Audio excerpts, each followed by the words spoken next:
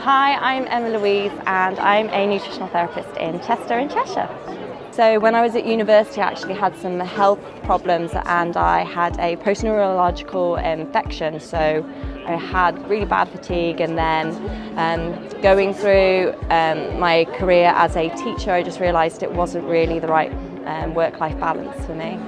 Anyone that's had their own personal health problems will really benefit from doing a course with CNM, but also looking to help other people and make a career. I think CNM is great, supporting you moving forward and actually making a living out of doing this, helping people.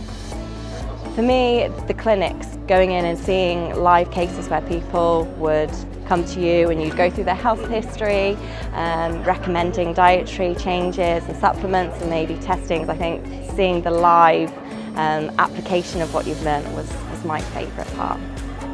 Just going through the whole journey was just so interesting, and it kind of joins the dots to, food, functionally, what's happening with the body,